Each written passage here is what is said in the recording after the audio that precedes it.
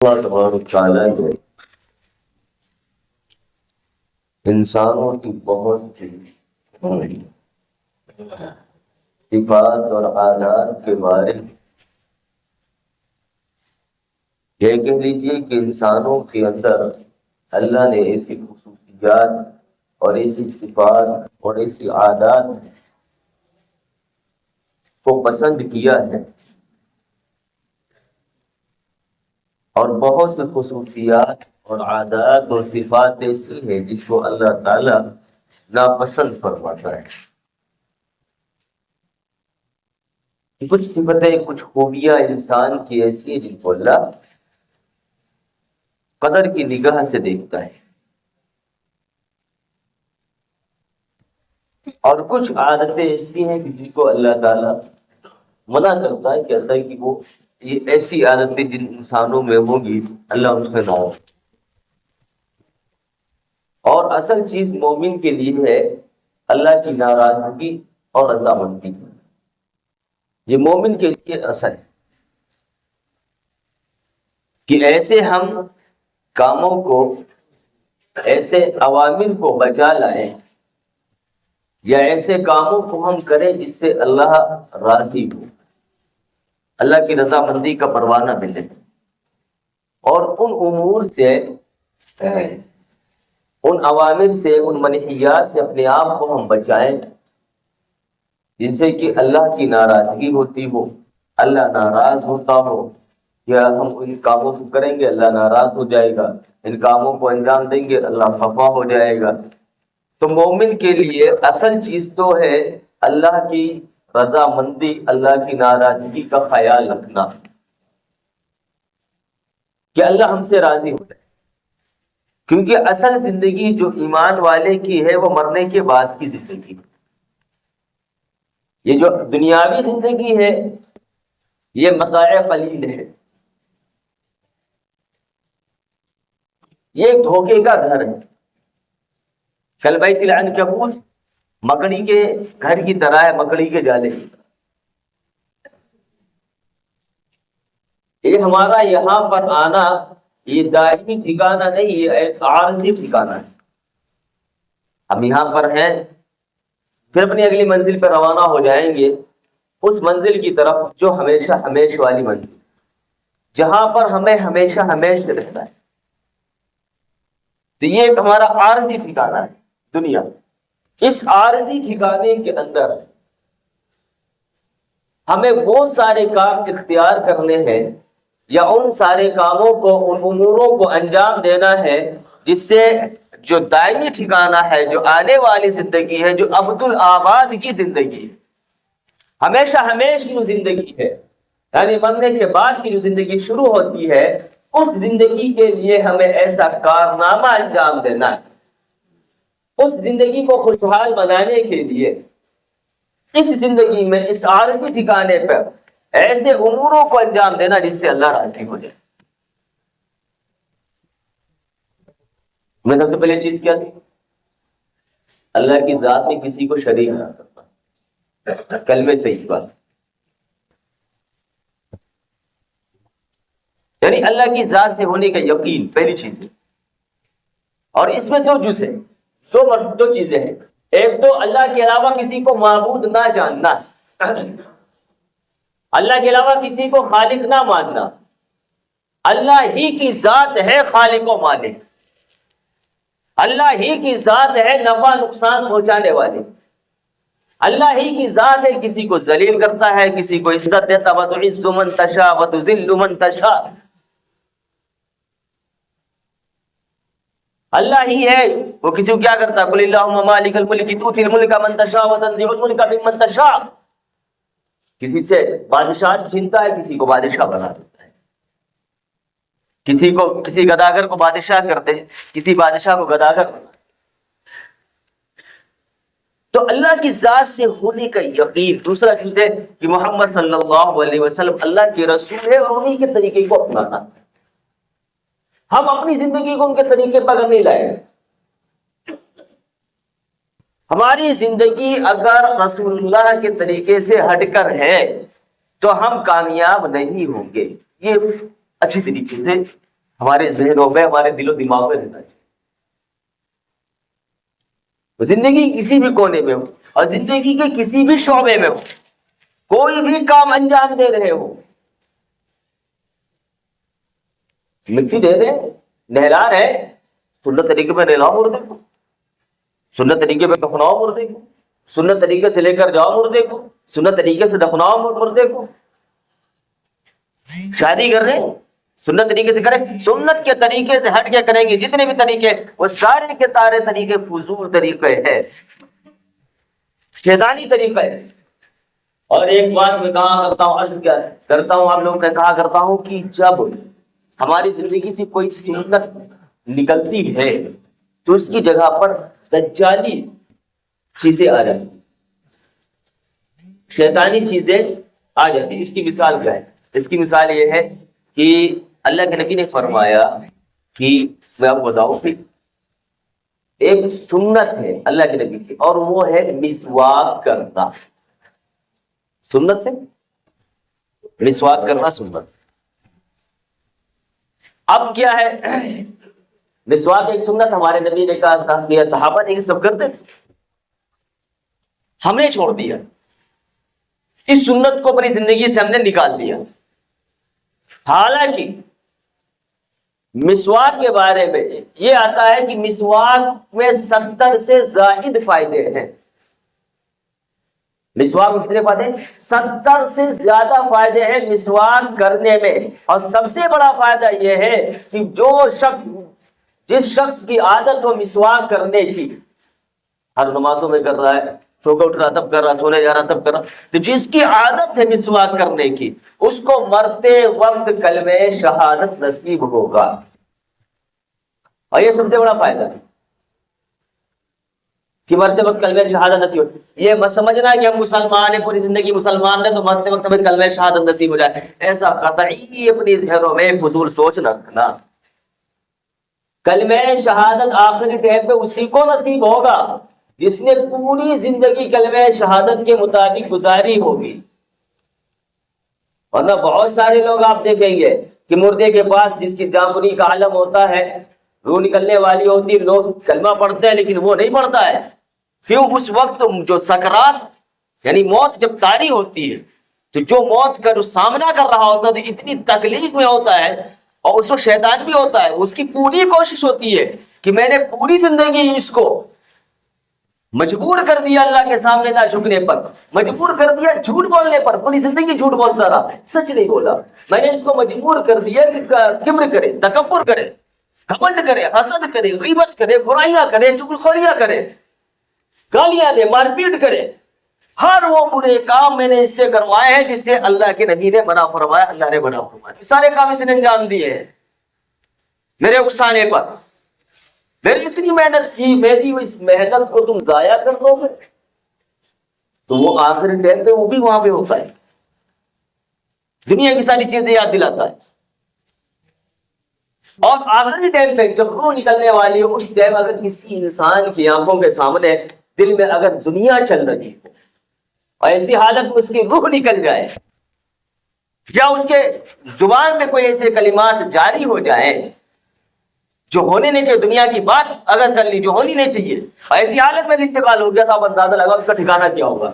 یہی وجہ ہے علماء نے لکھا ہے کہ جب آپ ایسے انسان کے سامنے حاضر ہو جس کی جانکنی کا وقت ہو، روح نکلنے کا وقت ہو، اور اس انسان کے سامنے جب جائیں کہ اس کی روح نکلنے والی ہے اور نکلنے، تو اس کے سامنے کہا علماء نے کہ اس سے یہ مت کہو کہ کلمہ پڑھو، بلکہ علماء نے لکھا ہے کہ کلمہ تلقین کرنے کا مطلب یہ ہے کہ یہاں پہ جتنے موجود ہیں وہ سب کے سب زور زور سے کلمہ پڑھیں تاکہ وہ سن کر پھر پڑھے. اگر تم نے یہ کہا کہ پڑھو اور اس نے انکار کر دیا خدا نہ خواستہ، تو آپ اندازہ لگائیں کہ اس کا اعتبار، اس کا خاتمہ کس اعتبار پر ہوا، کس حالت میں ہوا. اور حالت جو آخری حالت ہوتی ہے اعتبار اسی کا کیا جاتا ہے، الاعتبار بالخواتم. تو میں عرض یہ کر رہا تھا کہ سنت جس کو ہم سنت سمجھ کے ہلکا سمجھ کے چھوڑ دیتے ہیں، 70 سے زیادہ فائدے ہیں. اب ہم نے کیا کہا، ہم نے اس کو اپنی زندگی سے نکال دیا. اب نکال دیا، اب اس کی جگہ پر کیا لے آئے؟ برش لیا، منجن لے آئے، لائق ہے تو کیمیکل کی چیزیں بنی ہوئی ہیں اس کو استعمال کر رہے ہیں لوگ، کر رہے ہیں کہ نہیں کر رہے؟ ہر گھر میں ہے، بہت سارے لوگ گلمنجن استعمال کر رہے ہیں انگلیوں سے. تو ہم نے سنت نکال لی، شیطانی چیزیں نہیں لانی نہیں پڑی، ہم خود لے کے خرید کے لاتے ہیں. مسواک نہیں خریدتے، مسواک کی کمی یاد آتی ہے. مسواک کی سنت مسلمانوں میں زندہ ہوتی کب؟ رمضان کے مہینے میں. جسے کہ رمضان میں وہ سارے مسلمان بیدار ہو جاتے ہیں کہ بھائی رمضان آ گیا، ہمیں نمازی بننا ہے، رمضان آ گیا، ہمیں تراویح پڑھنی ہے. وہ بھی کب تک پڑھنی ہے؟ جب تک حافظ جی سنا رہے ہیں. الگ طرح کیب شروع ہوئی تو وہ بیچارے وہ بھی غائب ہو جاتے ہیں. تو کچھ رمضان والے ہوتے ہیں 360 والے، کچھ ہوتے ہیں 8 والے، اور کچھ ہے صرف کھاٹ والے. تو ہمیں اس بات کا خیال رکھنا ہے کہ ہماری زندگی میں کہ اگر آپ صلی اللہ علیہ وسلم کی سنت، آپ صلی اللہ علیہ وسلم کا طریقے سے ہٹ کے زندگی گزار رہے ہیں تو ہم کامیاب قطعی طور پر نہیں ہوں گے. ہم اپنی زندگی کو محمد عربی صلی اللہ علیہ وسلم کے طریقے پر لے کے آئے. یہی وجہ ہے کہ اللہ نے قرآن میں کہا لقد جاءکم فی رسول اللہ اسوۃ حسنہ. یہ جو تمہارے پاس رسول ہے یہ آئیڈیل ہے، نمونہ ہے، ان کو دیکھ کر زندگی گزارو، ان کے زندگی کے مطابق زندگی گزارو. زندگی صحابہ کرام نے گزاری، تابعین نے گزاری، تبع تابعین نے گزاری، اولیاء کرام نے گزاری. جو ولی ہوئے ایسے تھوڑے ولی ہوئے. علماء نے لکھا ہے کہ کسی کو تم ولی جان کے اگر اس سے بیعت ہونا چاہو تو کہا اس کے ساتھ پہلے 3 دن گزارو. جس کو تم اچھا سمجھ رہے ہو، ولی سمجھ رہے ہو اور سمجھ کے اس سے بیعت کرنا چاہتے ہو، اس کے ساتھ 3 دن گزارو. کیوں گزارے؟ کہا اس لیے گزارو اس کو 3 دن کا عمل، رات دن صبح شام کا یہ دیکھو کہ اس کا کوئی عمل ایسا تو نہیں ہے جو سنت کے خلاف ہے. اگر اس کا ایک عمل بھی سنت کے خلاف ہے وہ ولی نہیں ہو سکتا ہے. ولی وہی ہوگا جس کی پوری زندگی سنت کے مطابق. ایسا ہی نہیں جس کو سمجھ لو بڑا فلانی پیر ہے، وہ بڑا اونچی بڑی پہنچی ہوئی سرکار، جتنا گندگا جتنی گندگی ہے، جتنے گندے بنے اتنی پہنچی ہوئی سرکار سمجھتے اس کو. نماز ایک ٹائم کی نہیں پڑھو، جتنا بڑا چرسی اتنا بڑا پہنچی سرکار. چاہے نماز پڑھے یا نہ پڑھے، مہینوں نہ آئے نہ آئے. یہ ہماری جاہلیت ہے، یہ جہالت ہے. تو محمد عربی کے طریقے کے مطابق اپنی زندگی کو گزارے، چاہے وہ شادی، چاہے جتنے ہنگامے کر لو شادی میں، اگر محمد عربی کے طریقے سے ہٹ کر ہے تو وہ قسم خدا کی یاد رکھنا وہ پکڑ کا ذریعہ بن جائے گی. اٹھا کے جہنم میں ڈبوا ہے. ہماری پوری زندگی کیا ہے؟ ہماری پوری لائف، پوری زندگی محمد عربی صلی اللہ علیہ وسلم کے طریقے کے مطابق ہو. ہم اللہ کے حکم کو دیکھیں، اللہ کے نبی کو دیکھیں. آپ اندازہ لگائیں جس وقت محمد عربی صلی اللہ علیہ وسلم دنیا میں تشریف لائے اس وقت اگر آپ دنیا پر نظر ڈالیں، چاہے وہ رومن سلطنت ہو اس وقت کی، ایرانی سلطنت ہو، رومن امپائر ہو، اگر اس وقت کی سلطنت دیکھو، اب ہندوستان کا حالتیں دیکھ لو، عرب کی حالتیں دیکھ لو، جو حالت تھی پوری دنیا میں اندھیرا تھا. آپ صلی اللہ علیہ وسلم صرف ہدایت کے چراغ لیے ہوئے کھڑے ہیں اور کیا کہہ رہے ہیں؟ عورتوں کو عزت دے رہے ہیں کہ لڑکیوں کو دفن نہ کرو، بلکہ فرمانے کی لڑکیاں رحمت ہے. جس باپ کے گھر میں لڑکیاں ہو اس کی تعلیم کرے، اچھا نام رکھے، اچھی تعلیم و تربیت دے، پرورش کرے، پھر اس کا نکاح کر دے گا میں اور قیامت کے دن قریب ہوں. اخلاق، حسن اخلاق، اللہ کے نبی کے اخلاق دیکھو. جنہوں نے ظلم کیا، جنہوں نے اللہ کے نبی صلی اللہ علیہ وسلم کی ایک نے 2 بیٹیوں کو طلاق دی ہے، جنہوں نے اللہ کے نبی صلی اللہ علیہ وسلم کے گردن میں چادر ڈال کے کھینچا ہے، جس کی وجہ سے اللہ کے نبی کے اوپر رگڑ پڑ گئے. ابو بکر صدیق رضی اللہ تعالیٰ عنہ بھاگتے ہوئے آئے ہیں، کہا کہ آپ ایسے انسان کو مارنا چاہتے ہو جو یہ کہتا کہ میرا رب اللہ ہے، کہا تم اس کو مار ڈالنا چاہتے ہو؟ چھڑایا ہے، بھگایا ایسے سے، ہٹایا ہے ایسے سے قریش کے لوگوں کو.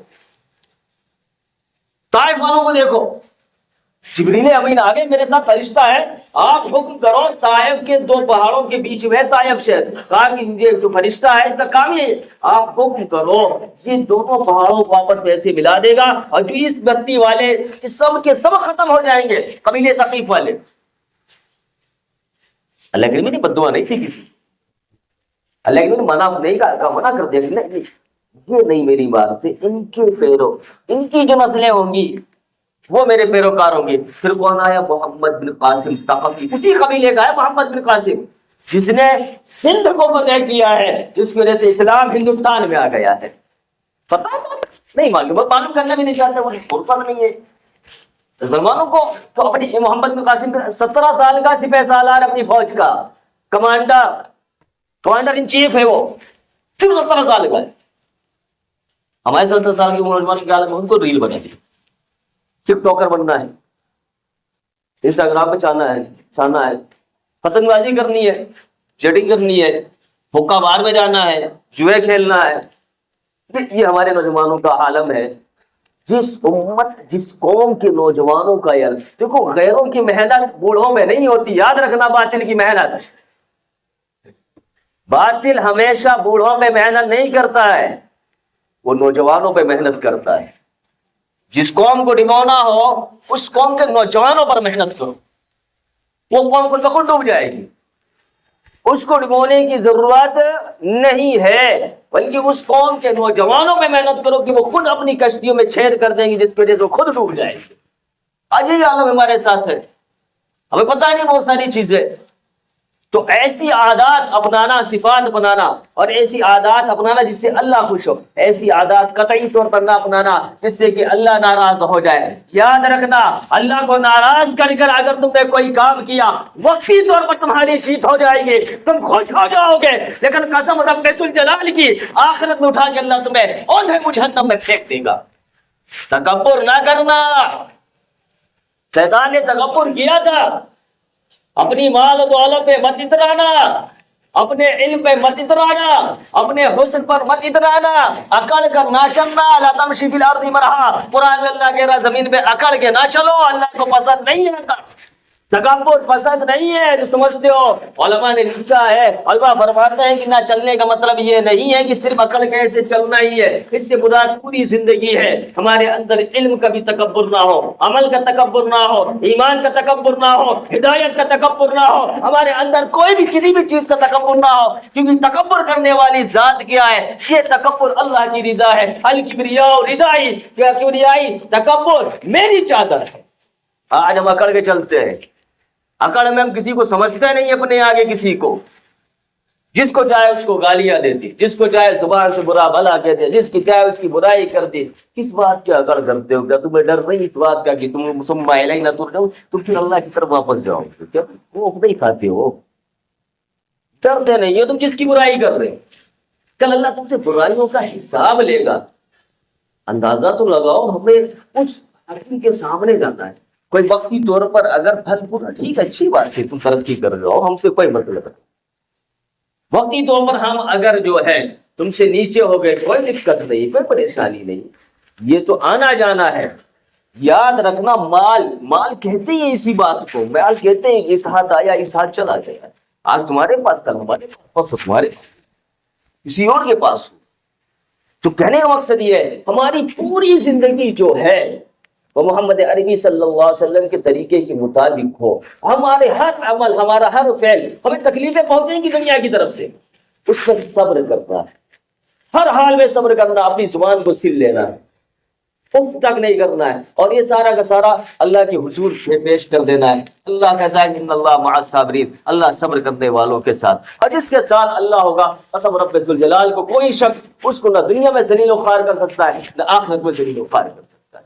تو ہم اپنی زندگی کے اندر صبر لائیں اور شکر لائیں، جتنی نعمتیں ہیں اس پر شکر ادا کریں، جن نعمتیں نہیں ہیں اس پر صبر کریں۔ شکر کریں گے تب بھی اللہ راضی، اور صبر کریں گے تب بھی اللہ راضی۔ کریں گے انشاءاللہ، اللہ تعالیٰ کے حکم پر عمل کرنے کی